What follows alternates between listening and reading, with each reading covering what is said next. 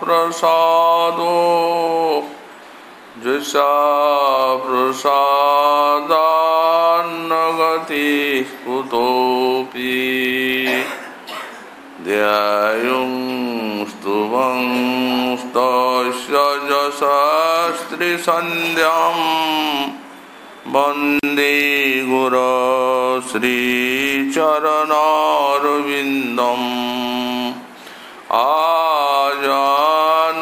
आजानुलम्बितभुजौ कनकावदातौ संकीर्तनैकपितरौ कमलायताक्षौ विश्वाम्बरौ द्विजवरौ युगधर्मपालौ वन्दे जगत्प्रियकरौ करुणावतारौ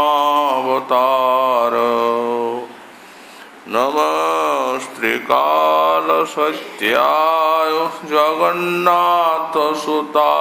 च सवृताय सपुत्राय सकलत्राय ते नमः भरेहा पीडाभिरामं मृगमदतिलकं कुण्डलाक्रान्तगण्डां पञ्जाक्षं कम्बुकण्ठं स्मितसुभगमुखं स्वाधुरीन्नस्तभीनुं श्यामं शान्तं त्रिभङ्गं रविकरवसनं भूषितं वैजयन्त्या वन्दे वृन्दावनस्थं युवतिशतवृतं ब्रह्मगोपालवेशम् तप्त कांचन गौरंगी राधे वृंदावनेश्वरी वृषभानुसुते देवी तं नमामि हरिप्रिये मूकं करोति वाचालं पङ्गुं लङ्घयति गिरिं यत्कृपातमहं वन्दे परमानन्दमाधवां वंशाकल्पतरुभ्यश्च कृपासिन्धुभ्य एव च पतितानां पावनेभ्यो वैष्णवेभ्यो नमो नमः हरि भक्ति पराजित हरिनाम परायणा दुर्वृत्ता वा सुवृत्ता वा तेषां नित्यं नमो नमः नमः धर्माय महते नमो कृष्णाय वेधुषे ब्राह्मणे नमस्कृत्य धर्मान् वक्षे सनातनान् नारायणं नमस्कृत्य नरं चैव नरोत्तमं देवीं सरस्वतीं व्यासं ततो जयो मुदीरयेत् जय रूप सनातन भट्ट रघुनाथ श्रीजीव गोपाल भट्ट दास रघुनाथ এই ছয় গোসাইর করে চরণ বন্দন, যাহা হইতে বিঘ্ন নাশ অভীষ্ট পুরাণ। দুর্গমী পথিমেন্দস্য স্খলৎপাদ গতির্মুহু, সকৃপা যষ্টিদানেন সন্ত সন্তো বলম্বনম।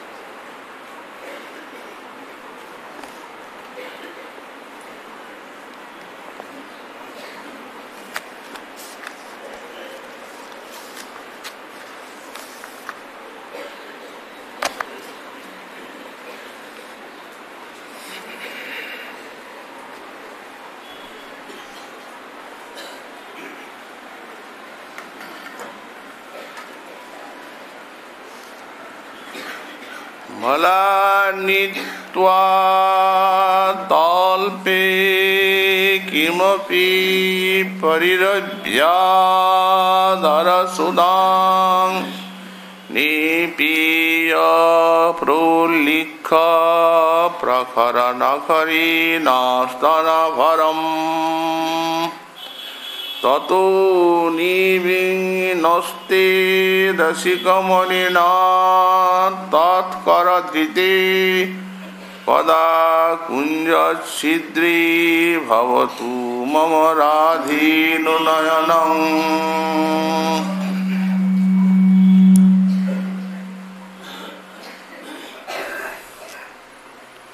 परम करुणाघन विग्रह श्री श्री गौरांग सुंदरी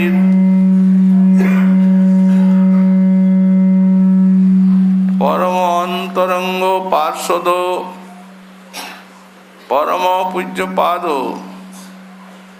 श्री श्रील प्रबोधानंद सरस्वती चरण तार श्री श्री राधारस सुधानिधि ग्रंथे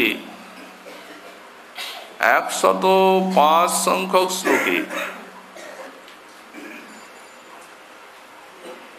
श्री श्री राधा रानीर चरण सान्निध्ये प्राणीर प्रार्थना ज्ञापन करते गिये बोलें बलान्नित्वा तल्पे किमपि परिरभ्याधरसुधां निपीय प्रोल्लिख प्रखरनखरीनास्तनभरम् ततो निविन्नस्ते रसिकमणिना तत्करधृते कदा कुञ्जच्छिद्री भवतु मम राधेनुनयनम्।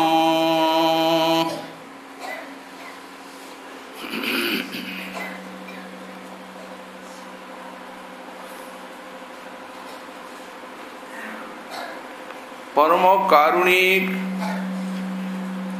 श्री श्री गौरांग सुंदरीर अंतरंग पार्षद परम पूज्यपाद श्री श्रील प्रबोधानंद सरस्वती चरण श्री श्री राधा रानीर पदारविंद सान्निध्ये प्राणीर प्रार्थना ज्ञापन करছেন। এই শ্লোকে শ্রী শ্রী রাধা মাধবীর অতি রহস্যময় নিকুঞ্জ বিলাস বর্ণিত। বলছেন, হা রাধে, রসিকমণি শ্রীকৃষ্ণ সুখদ বল প্রকাশ পূর্বক তোমায় কুঞ্জাভ্যন্তরে সেই বিলাস তল্পে নিয়ে যাবেন। পরিরম্ভন অধরপান ইত্যাদি তোমাদের পরস্পরের মধুময় বিলাস লীলা আরম্ভ হবে। তৎকালে তোমার এই দীনা কিঙ্করী কুঞ্জচ্ছিদ্রে নয়ন অর্পণ করে আর তোমাদের সেই মধুময় সেই শৃঙ্গার সময় চেষ্টা সমূহ দর্শনের সৌভাগ্য লাভ করবে, এরূপ সৌভাগ্য আমার কবে হবে? আমরা গতকাল পূর্ব শ্লোকের ব্যাখ্যা শেষ করেছি। শ্রীপাদ গোস্বামী চরণ স্ফূর্তির ভিতরে রাধা কিঙ্করী রূপে শ্রী শ্রী রাধারানীর চরণ চিহ্নের প্রতি মাধবীর প্রগাঢ় অনুরাগ এবং সেই রূপ রসময় চেষ্টা আর সুখদ বৈশ্যতা যে প্রকাশ পাচ্ছিল, আড়ালে থেকে শ্রী ঐশ্বরীর সেই অপার মহিমার বিষয়টি আস্বাদন করেছেন। গৌরবে কিঙ্করীর বুক ভরা। তারপর নাগরীর নিকটে গমন করলেন। এরপর তাকে নিয়ে যাবেন সেই বিলাস কুঞ্জে। ঈশ্বরী উৎকণ্ঠায় কাতরা। ইত্যবসরে স্ফূর্তির বিরাম হয়। স্ফূর্তির বিরামে বিপুল হাহাকার জাগে। সেই লীলারসের নন্দন কানন থেকে যেন বিরহের মরুভূমিতে এসে পড়লেন। যখন স্ফূর্তির ভিতরে আস্বাদন করছেন লীলা মাধুরী, তখন মনে হচ্ছে সুখের অন্ত নেই। আর যখন স্ফূর্তির বিরাম হয়ে যাচ্ছে, তৎকালে মনে হচ্ছে যে দুঃখের অন্ত নেই। এই প্রকারে বিরহ মিলনের অপার্থিব সুখ দুঃখের আলোচ্ছায়াময় প্রেমিক ভক্তের জীবনধারা এই প্রকারে পর পর চলেছে। কিন্তু এই যে অপ্রাকৃত সুখ এবং অপ্রাকৃত আনন্দ আর দুঃখ, এগুলিকে এই জাগতিক জড়ীয় সুখ দুঃখের অনুভূতি নিয়ে একটুও বোঝা যাবে না। সব প্রেমের থেকে উত্থিত। সুতরাং রসময় এবং আনন্দময়। সুখ তো আনন্দময় আছেই, আবার বিরহ দুঃখটিও ততোধিক আনন্দময়। আমাদের শ্রীপাদ বলদেব বিদ্যাভূষণ লিখেছেন, বহু মূল্যবান সম্পদ মহাপুরুষার্থ দান করে প্রেমিকের এই বিরহ ব্যথা। সেটি কি? অলব্ধাভীষ্টস্য অভীষ্ট উৎকণ্ঠায়া বিগলিত চিত্তস্য সাজগত্যং স্ফূর্ত্যা ভুদিত দন্যস্য ভক্তস্য সাক্রন্দ শ্রুনির্ঝর পততীতি ইয়ং অবস্থা খলু ভক্তজনস্য পুরুষার্থ দাত্রী। বলছেন, যখন অভীষ্ট লীলার দর্শন পাওয়া যায় না, লীলাময়ের দর্শন পাওয়া যায় না, তখন হৃদয়ে বিশাল গভীর দুঃখের অনুভূতি হয় এবং অবিষ্টের উৎকণ্ঠায় চিত্তটি অতিশয় রূপে বিগলিত হয়। সঙ্গে সঙ্গে স্ব অযোগ্যত্বং স্ফূর্ত্যা, নিজের অযোগ্যতা স্ফূর্তি হয়। তখন ভুদিত দৈন্যস্য, তখন বিপুল দৈন্যের উদ্গম হয়। এইরূপ উৎকণ্ঠায় বিগলিত চিত্ত, ব্যাকুলতা, দৈন্য, এই সমস্ত সঞ্চারীগুলি যখন সেই বিপ্রলম্ব রসের সিন্ধুতে তরঙ্গগুলি জাগায়, বিশাল তরঙ্গ, তখন এমন একটা ভূমিতে সেই প্রেমিককে নিয়ে যায় যে প্রেমিকের এই অবস্থাটা একটা পরম পুরুষার্থ বিশেষ। এই জন্যই তো মহাজন মিলনানন্দের থেকেও বিরহের গুণগাথা গান করলেন ভূয়সী। কি বললেন? জমাট বাঁধা মিলনানন্দ, এই প্রেমিকের বিরহ জ্বালা অনুভব হয়, জ্বালা, কিন্তু প্রগাঢ় আনন্দটি জ্বালা রূপে অনুভূত হয়। দৃষ্টান্ত দিলেন, বললেন জল স্বরূপত শীতল আর অগ্নি স্বরূপত গরম, এবং অগ্নির প্রতিযোগী জল অগ্নিকে নিভিয়ে দেয়,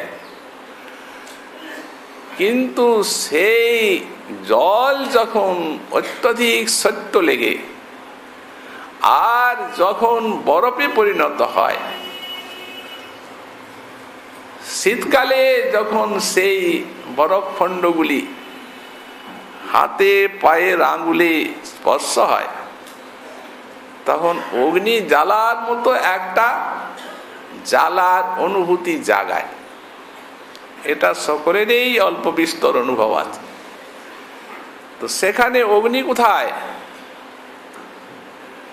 সেখানে তো অগ্নির প্রতিযোগী হিম আছে, বরফ। তাহলে বরফের স্পর্শে অগ্নির অনুভূতি, বলেন ঠিক এই রকম ওই তরল, ওই যে মিলনানন্দ, সেটি যখন গাঢ় হয় তখন এই বিরহ দুঃখ হয়, জ্বালার মতো অনুভূতি জাগায়। কিন্তু বস্তুত বস্তু বিচারে শৈব শাস্ত্রী বিরাট আস্বাদন, কারণ বিরহ একটা রস। এই জন্যই তো প্রেমিককে দুইটি ভূমিতেই নিয়ে যান রাধারানী। আপন জনের উৎকর্ষ কে না চায়, ভক্ত প্রেম বাড়াইতে প্রভু ভালো জানে। ভক্ত প্রেম বাড়াইয়া প্রভু নিজ লাভ মানে, তার কি লাভ? ভক্তের প্রেম বাড়বে, তিনি আস্বাদন করবেন ভক্তের প্রেম সিন্ধু সেই বিচিত্র সঞ্চারীগুলি, প্রেম রসের তিনি আস্বাদন। আমরা বলেছি, যখন ভক্তের প্রেমাস্বাদন করেন তখন তিনি প্রেমের আশ্রয়, আর ভক্তই বিষয়। কে না চায় নিজজনের উৎকর্ষ? যারা সাধনের ভূমিতে আছেন, অন্তত এই রাগানুগীয় সাধক, তাদেরও একটু অভাব জাগিয়ে এই রাগমার্গীয় ভজনটি হওয়া প্রয়োজন। কারণ লোভ এব প্রবর্তক, এর প্রবর্তক হচ্ছে লোভ। তো প্রকৃত লোভ যদি জাগে, তাহলে লোভনীয় বস্তু প্রাপ্তির আগে তাকে কিছুতেই স্থির হতে দেখা যায় না। এই জগতের যে লোভ, সামান্য বিষয় বৈষয়িক অর্থ সম্পদের জন্য সেগুলি অতি সীমিত মায়ারি বস্তু, অল্প বস্তু পেলেই সেটি শান্ত হয়ে যায়। কিন্তু সেই ভূমা বস্তুর জন্য যে লোভ ভক্তের, যদি প্রকৃত লোভের উদ্গম হয় তাহলে তো স্থির হতে পারবে না। সেই ভূমা বস্তুকে লাভ করার আগে এই জন্য মহাজন বলেছেন ভজন মানে কি? ভজন মানে হচ্ছে অন্বেষণ করা, খোঁজা, অনুসন্ধান করা। গোসাইপাদগণ এই আদর্শই দেখিয়ে গেছেন এই বৃন্দাবনে বসে, বিশেষত এই বৃন্দাবনে আসা এই খুঁজবার জন্য। তারা তো খুঁজেই বেরিয়েছে। ছেঁড়া কথা মাত্র গায়, মুখে রাধা কৃষ্ণ গায়। এই যে ছেঁড়া কথা আর নেড়া মাথা, এগুলিকে তারা বৈরাগ্যে সাধন করেছে। অবিষ্টের অভাবে, বিরহে তাদের আহার, এই পরিচ্ছদ এগুলি ভালো লাগে না। করবেন কি? রঘুনাথ দাস গোস্বামী পাদ কুণ্ড তীরে রোদন করছেন, একটু জল গিলাস সামর্থ্য, এমন অবস্থা। এ তো সাধক জগতের জিনিস নয়, এ তো পার্শ্বদ। কবু কাঁদে, কবু হাসে, কবু প্রেমানন্দে ভাসে, কবু ভিক্ষা, কবু উপবাস। ব্রজপুরে ঘরে ঘরে তারা মাধু করি ভিক্ষা করে। এই মতো থাকে কতদিন গৌরাঙ্গের যত গুণ।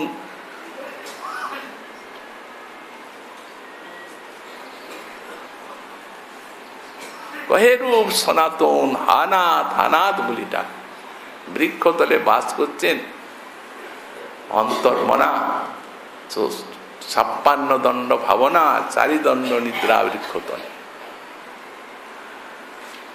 বৃক্ষতলে শয়ন করছেন, স্বপ্নে রাধা কৃষ্ণের দেখি, ব্যর্থ নাহি যায় এক দিলে। এই গৌড়ীয় বৈষ্ণবীর আদর্শ।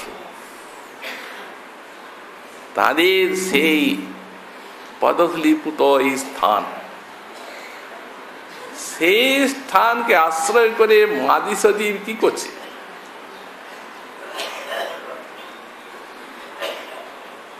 খাওয়া পরা, ফিট ফাট, আমোদ প্রমোদ, হাসি খুশি সব আছে। আর যন্ত্রের মতো ভজন চলছে।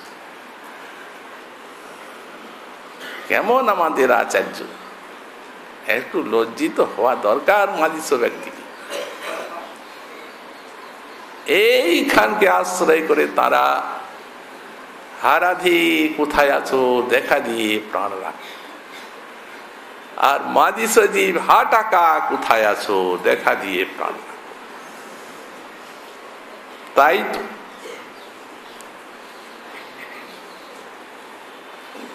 আসবে না এমন তো নয়, আসবে তো। প্রতিষ্ঠার স্বভাবই হচ্ছে যে নাম চাহে তার হয় বিধাতা নির্মিত। রঘুনাথ দাস গোস্বামী পাদ রাজার ছেলে, ধুলিমুষ্টির মতো ত্যাগ করে এই জায়গায় এলেন, একটু মাঠা খেয়ে প্রাণ ধারণ করলেন। তাহলে এই জায়গাটা কি করে কিনলেন? কোথায় পেলেন টাকা?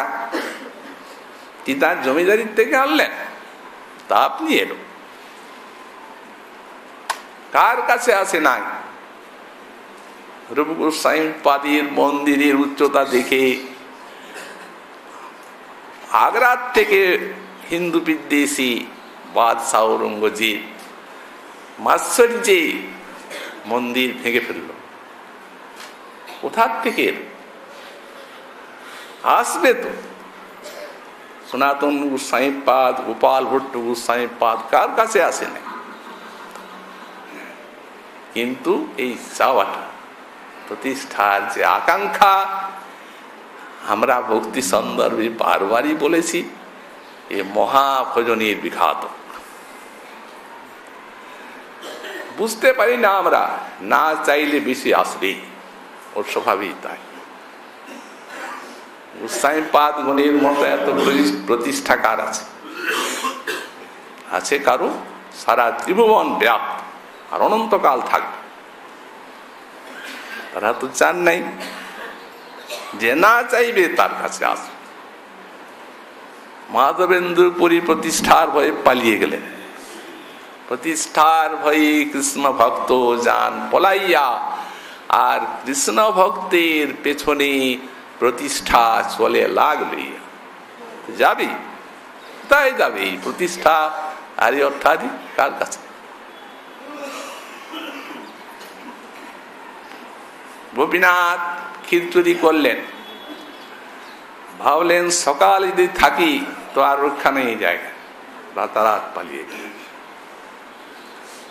কিন্তু ঠাকুর চান ওই জায়গায় তোমাকে থাকতে হবে। যখন ফিরে আসছেন স্বপ্নাদেশ হলো, গোপাল এসে বলছেন আমার দেহ আর গোপীনাথের দেহ এক, এইখানে চন্দন দাও তবে আমার সুখ। ভক্তের কষ্ট সহ্য হলো না, চন্দন গ্রহণ করলেন, পালিয়ে যাবেন, আরো থাকতে হলো সেই জায়গায়। হতে প্রতিষ্ঠার ভয়ে কৃষ্ণ ভক্ত যান পলাইয়া, আর কৃষ্ণ ভক্তির পেছনে প্রতিষ্ঠা চলে লাগবে। এই আশাটাই, এই যে প্রতিষ্ঠা, আশা প্রতিষ্ঠা না, লাভ পূজা প্রতিষ্ঠা আশা, এই ভক্তির অনর্থ। রাগ ভজন হয় কি করে? আমাদের গোস্বামীপাদ স্ফূর্তিতে দেখছেন রাজরানীর কৃপায় গোবিন্দকে নিয়ে যাচ্ছেন বিলাস কুঞ্জে। ওদিকে যে রাধারানী গোবিন্দের জন্য কেঁদে অস্থির হয়ে যাচ্ছিলেন, যেমনি গোবিন্দকে কিঙ্করীর সঙ্গে দেখেছেন তেমনি ব্রাহ্মভাব এসেছে।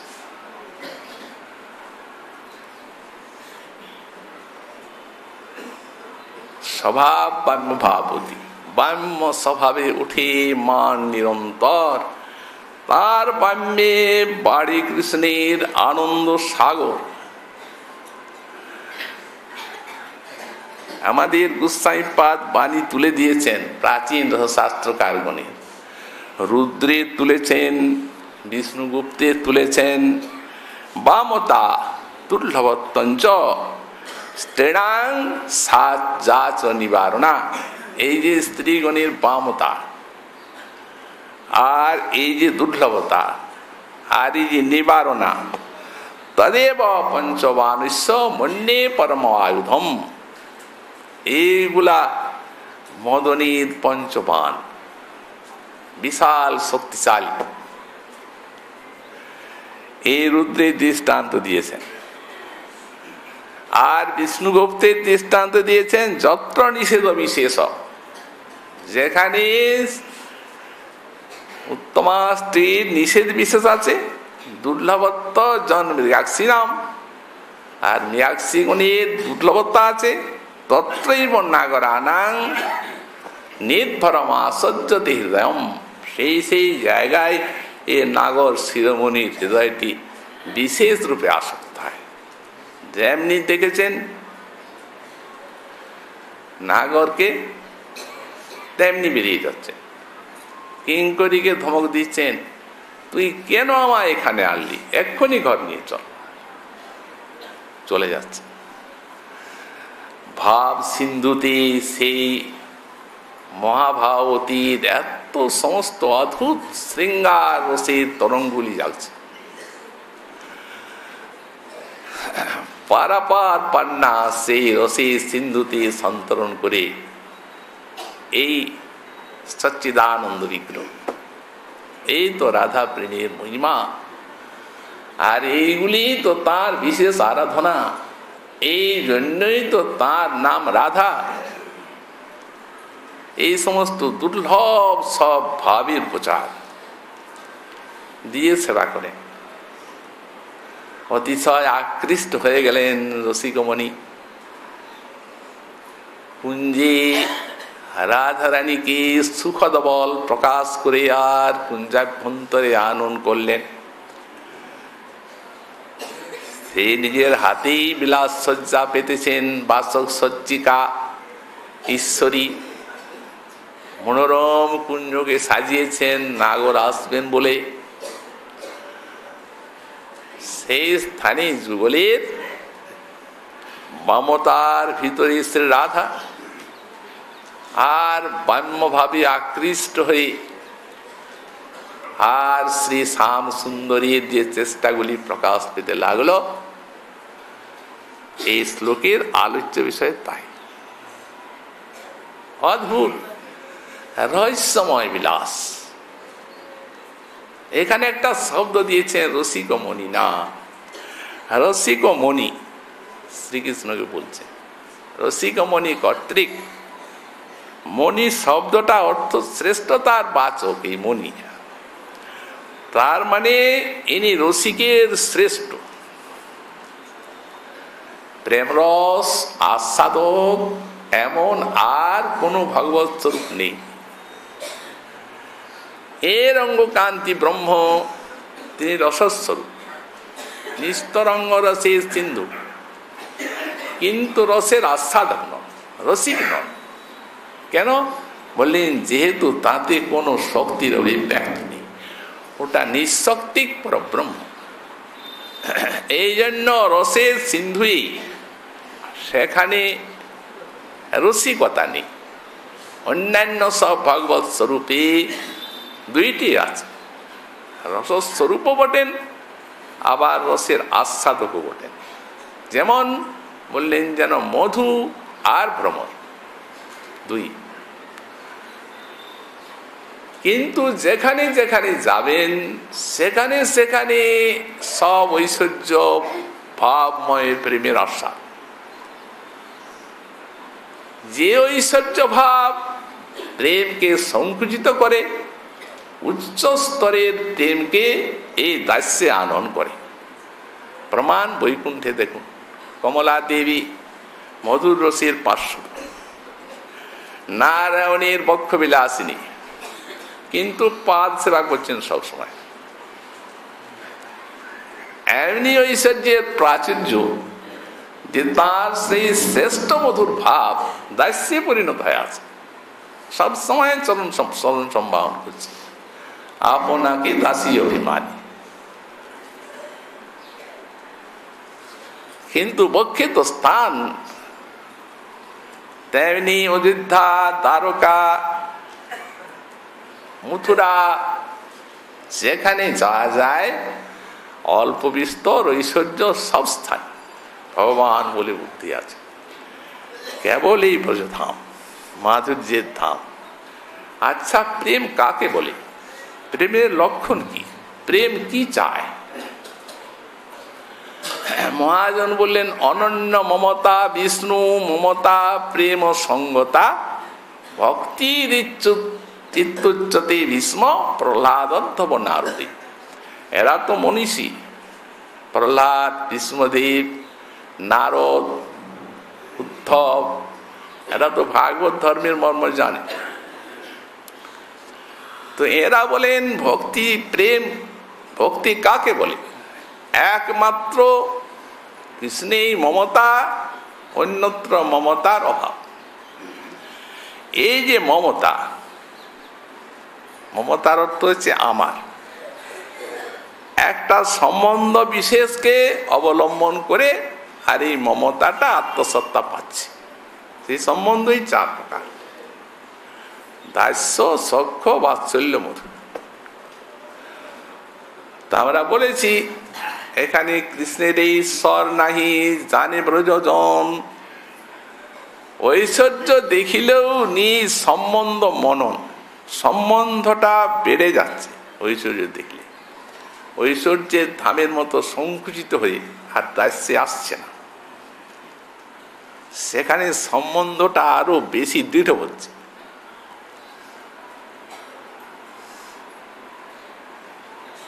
এই দাস্যও আছে, রাজপুত্র জ্ঞানী যতটুকু সম্ভব, তাছাড়া ঈশ্বর জ্ঞান রক্তপত্র কাজ। আর নিঃসংকোচ সখ্যের থেকে আরম্ভ, নাই কি এদের ঐশ্বর্য জ্ঞান, সাক্ষাৎ সামনে অঘাসুর এলো। অঘাসুর এসে বদন বিবর একেবারে বিশাল আকাশ ব্যাপী গিরি গহ্বরী, সব সখা গোবৎস ওই দিকে যাচ্ছে। গোবিন্দ নিষেধ করছেন, ইঙ্গিত করছেন, সহস্র সহস্র গোবৎস আর সব সখা কে কার কথা শুনে নিজের ভাবে তারা বলছে, ভাই এই পর্বতটার গুহা কি সুন্দর, আহা ঠিক যেন একটা অজগর উৎপ্রেক্ষা করছে অজগরের, আসলেই যে অজগর তা জানে না, হাত তালিতে এতে ঢুকে গেল ভিতরে, ঢুকেই মৃত। গোবিন্দ আর কি করেন, তাকেও ঢুকতে হলো। ঢুকলেন, অঘাসুরের নাশ হলো। তারপর তাদেরকে অমৃতময় দৃষ্টি দিয়ে বাঁচিয়ে বের করলেন সবকে। তারা বুঝতে পারলো যে আমরা মরেই ছিলাম, অসুরের ভিতরে ঢুকে এই সখা আমাদেরকে বাঁচালো আর বের করলো, সব বুঝতে পারছে। সেদিন একটা অন্যরকম দিন ছিল, সেদিন ছিল বন্য ভোজনের দিন। সেদিন ঘরে কেউ খাননি, মাতা পিতাকে বলে দিয়েছে যে কাল আমাদের কানাই বলেছে আজ বন্য ভোজন হবে, ঘরে মোটেই কিছু খাবো না, খাবার বেঁধে দাও। সব নিয়ে এসেছে, গাছের ডালে ঝুলিয়ে রেখেছে। সেই তখনই বলছে কানাই, এই ওষুধটা এই আমাদের ওই বন্য ভোজনে বাধার সৃষ্টি করল। আমরা খেলা আরম্ভ করলাম আর এই আপদটা এসে আর এইখানে আমাদের সব গন্ডগোল করে দিল।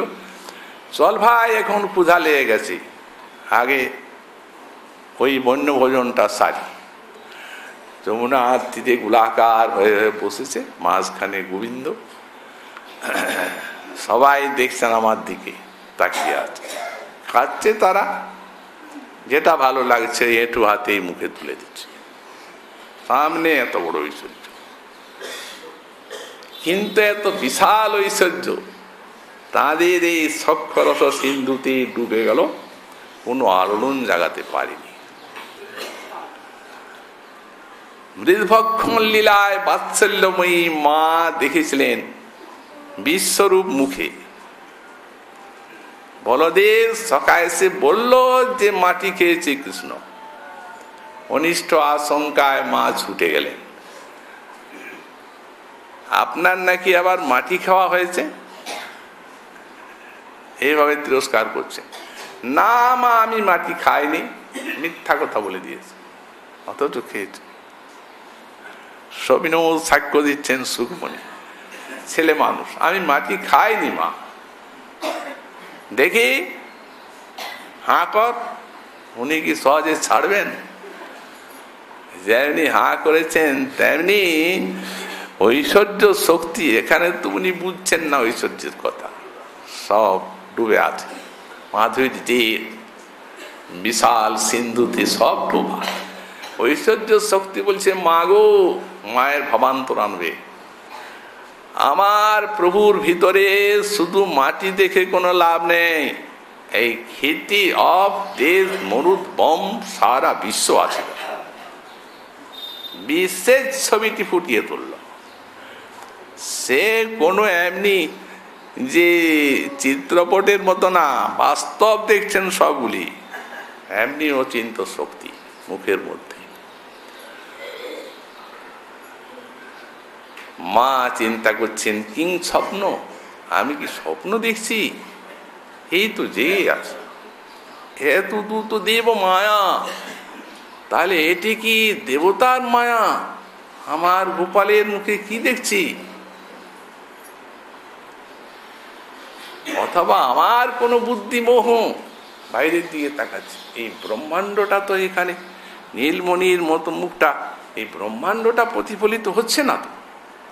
দেখছেন, এটা এটা প্রতিফলিত হচ্ছে না? তো সেই বিশালতা যা আমার সামনে নেই সেও দেখা যাচ্ছে, এটা তো প্রতিফলন নয়।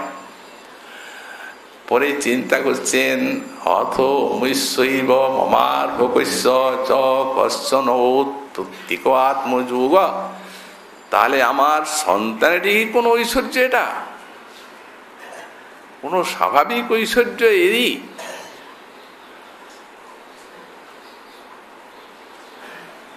হে নারায়ণ,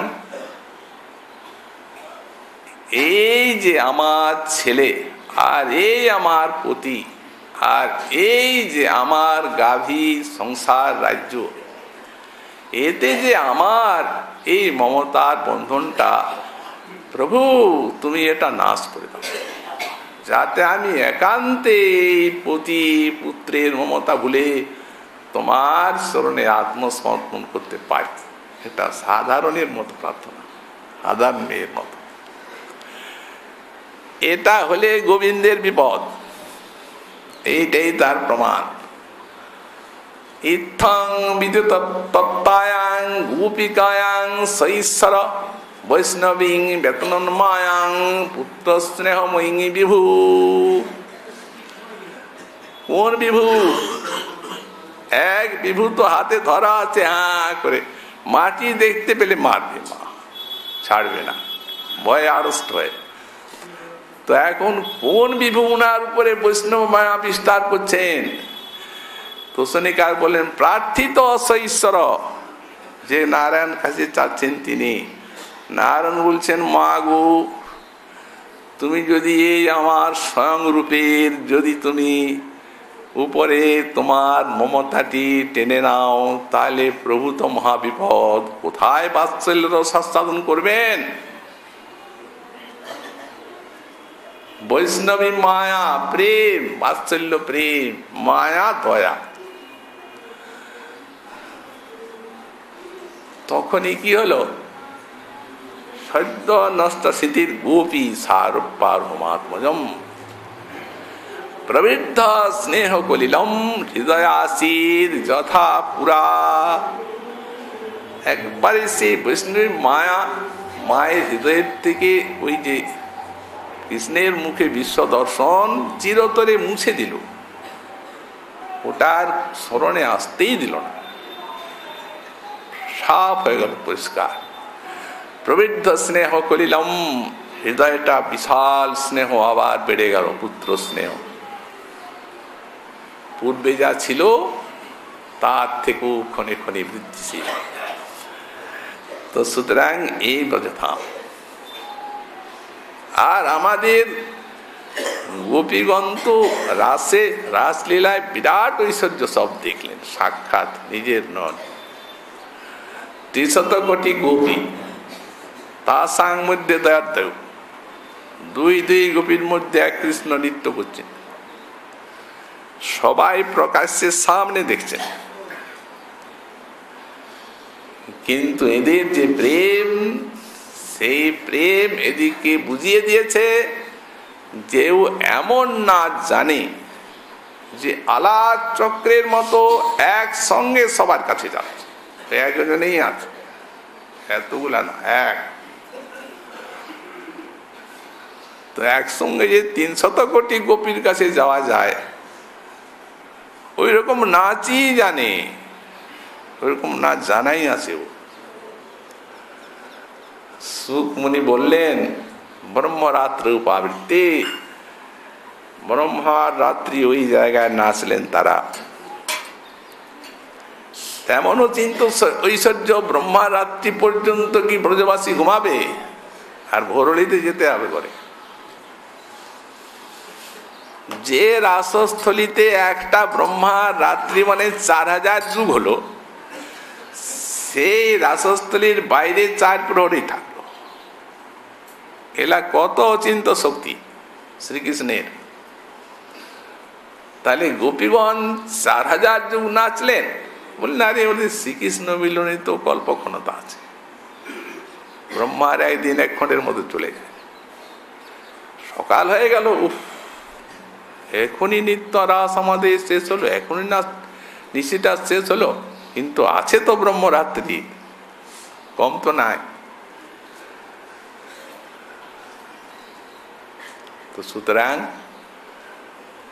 এই বিশুদ্ধ মাধুর্যময় প্রেম সিন্ধুতে সন্তরণ করেন বলেই তিনি হচ্ছেন এই রসিক ও শেখর। আর রাধারানীর প্রেম মাধুরী আস্বাদন করেন বলেই রসিকেন্দ্র মৌলি, তাই রসিক মুনি না, এই জন্যই রসিক মুনি বলেছেন।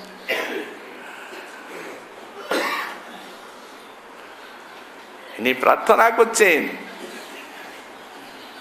যেমন কুঞ্জরন্ধ্রে নয়ন দিয়ে আর তোমাদের সেই বিলাস মাধুরী দর্শন করার সৌভাগ্য পায়। এইটি হচ্ছে গৌড়ীয় বৈষ্ণবীর সাধ্য এবং এই সাধনা। গোবিন্দ একদিন নির্জনে এক মঞ্জরীকে পেয়েছেন, মালা গাঁথছে যুগলের জন্য। দেখো সখী, এই স্থানটি নির্জন, আমিও এখন তোমার ঈশ্বরীকে পাচ্ছি না, অতএব জলকুঞ্জ মধ্যে কিছুক্ষণ আমার সঙ্গে তুমি বিহার করো। উনি একবারে স্পষ্ট কথা বলতে গিয়ে বলছেন, রাধা সঙ্গলসৎ উজ্জ্বল কলা সঞ্চারণ প্রক্রিয়া চাতুর্যোত্তর মেব সেবনমহম গোবিন্দ সংপ্রার্থয়ে। যে না শেষ বধুজন মনোরথোৎফুট সীমা, যে তোমার অঙ্গ সঙ্গ অশেষ বধুজনের মনোরথের শেষ সীমা। নচ্চুক্কং ভবতঙ্গম সঙ্গম রসে প্যালম্বতী মন মন। তোমার যে তোমার অঙ্গ সঙ্গ অশেষ বধুজনের মনোরথের উদ্ভট শেষ চরম সীমা সাক্ষাৎ শৃঙ্গা, সেটা আমার মন গ্রহণ করে না। কেন করে না? ব্যাখ্যাকার লিখেছেন, তয়া সহ সাঙ্গ সঙ্গ সুখাদপি জাল রাধু রাধাঙ্গ সঙ্গত্ব সুকম অধিকম মনুভূতং মন মনসা। যখন তোমার সঙ্গে রাধারানীর সহিত তোমার লীলা হয় বিলাস নিকুঞ্জে, তখন সেই লীলা জাল রন্ধ্রে নন দিয়ে যখন আমি দর্শন করি, তখন অধিকং সুখং অনুভূতং মন মনসা, আমার মন এই তোমার অঙ্গ সঙ্গ অপেক্ষা ওইটাতে অধিক সুখ পেয়ে গেছে। নহি অধিক সুখে প্রবর্তিত জনা অল্প সুখে প্রবর্তন্তে ইতি ভাব। আনন্দ চন্দ্রিকা টিকা বলছেন, যারা বেশি সুখ পায় তাদের মনটা কি অল্প সুখ চায়? আমি ওটা চাই না। অতএব তুমি এই করো, আমাকে সেই অধিক সুখেই তুমি নিমগ্ন করে রাখো। কি ঈশ্বরীকে পাচ্ছ না? এখনই এনে দেবো, দাঁড়াও, একটু দাঁড়াও, এখনই আসছে। সেখানে বললেন অশেষ মনোরথীর বধূজনের মনোরথীর চরম সীমা, কিন্তু এরা চায় না। কেন চায় না? সখীগণ তো চান, রাজার ইচ্ছায় চান। যদ্যপি সখীর কৃষ্ণ সঙ্গমে নাহি মন, তথাপি রাধিকা যত্নে করায় সঙ্গম। নানা ছলে কৃষ্ণে প্রেরী সঙ্গম করায়, আত্মা কৃষ্ণ সঙ্গ হইতে কোটি সুখ পায়। তাহলে সখীর সঙ্গে মিলন হচ্ছে গোবিন্দের রাধারানীর চেষ্টায়, তাতে তিনি নিজের থেকে কোটি সুখ লাভ করছেন। তাই যদি হয়, এরাও তো সখী এক জাতীয়, 5 রকম তো সখী। এক সখী, এক প্রিয় সখী, এক পরম শ্রেষ্ঠ সখী, এক নিত্য সখী, আর এক প্রাণ সখী। এই সখী ধনিষ্ঠাদি এরা কৃষ্ণ স্নেহাধিকা। গোস্বামীপাদ বললেন, এদের আনুগত্যে আমাদের গৌড়ীয়দের ভজন নাই। কেন নাই? গোপী তো আনুগত্য করলে তো কি দোষ? কেননা বলা আছে ব্রজপুর বনিতার চরণাশ্রয় সার কর্ম একান্ত করিয়া, এরাও তো ব্রজপুর বনিতা। যদি আমরা তাদের আনুগত্য করি, দোষ কি আছে? আনুগত্য করতে গেলেই ওই ধনিষ্ঠাদিকে রাধারানীর থেকে বেশি ভালোবাসতে হবে, তাহলে আনুগত্য চিত্ত হয় না। কুশেশ্বরীকে বেশি ভালোবাসতে হবে তো, তাহলে গৌড়ীয় বৈষ্ণবের যে হাদ্য ভাবাল্য সারথি গেল, অধিক কৃষ্ণ স্নেহাধিকা হয়ে গেল। এই জন্য গোস্বামীপাদ ও রাধষ্ঠী কোনো ভজনের কথা বলেন। প্রিয় সখী আর প্রাণ প্রেষ্ঠ সখী এরা হচ্ছেন সমস্নেহা। পুরঙ্গাক্ষী, প্রিয় সখী, প্রাণ প্রেষ্ঠ সখী ললিতাদি। কিন্তু এই প্রিয় সখীর থেকে প্রাণ প্রেষ্ঠ সখী যখন একই, দুইটি যখন সমস্নেহা, তখন আবার দুটা ভাগ করার কি দরকার? একটা করলেই হতো। যেখানে তত্ত্বের লাভ হোক আর জিনিসটা একই, তখন আর ভাগ ভাগ করে তো তত্ত্বটাকে বাড়িয়ে কোনো লাভ নেই। বলে না, ভেদ আছে। প্রিয় সখী যারা আছেন আর প্রাণের সখী যারা আছেন, তাদের মধ্যে এই ভেদ যে ললিতা বিশাখা দিয়েও সমস্নেহা, রাধা কৃষ্ণের সমান স্নেহ বহন করেন, কিন্তু রাধারানীরই আমরা এই অভিমানটা আছে। আর এটা সব সময় থাকে না, কম বেশি হয়। যেমন যেমন যখন রাধারানী মানিনী হন আর শ্রীকৃষ্ণ যখন কষ্ট পান, তখন এরা শ্রীকৃষ্ণের পক্ষ অবলম্বন করে। আর যখন খণ্ডিতা রাধারানী হয়ে যান আর নাগর দাঁড়িয়ে থাকে, তখন রাধারানীতে বেশি স্নেহ প্রকাশ হয়। এটা প্রিয় সখীর হবে না, এদেরই হবে।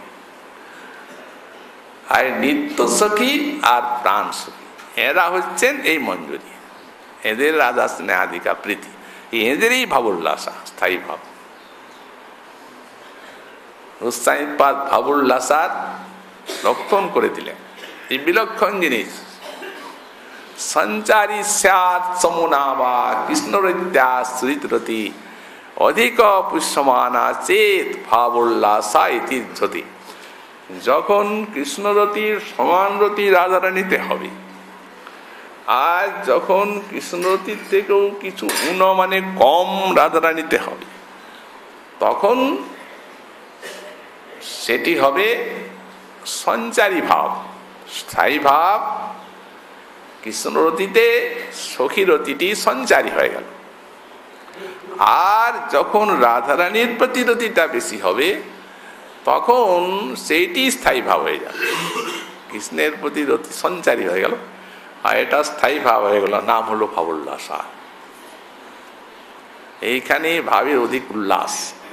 কিন্তু ওই যে আমরা একটা প্রশ্ন তুললাম, রাধারানী বেশি সুখ পাচ্ছেন, অথচ মঞ্জুরিরা সেটা স্বীকার করছে না, তাহলে রাধারানীকে বেশি সুখ দেওয়া কি তাদের উদ্দেশ্য নয়? এটা একটা বড় রকমের প্রশ্ন। তাহলে রাধা স্নেহাধিকা হলেন কি করে? রাধারানী চেষ্টাও করেন, পারেন না। গোবিন্দ চেষ্টা করেন, পারেন না, উপেক্ষা করেন তারা। তাহলে তো ভাবোল্লাসারতিটা ওই সখীরতির থেকে, সমস্নেহার থেকে তো কমই হয়ে যাচ্ছে না।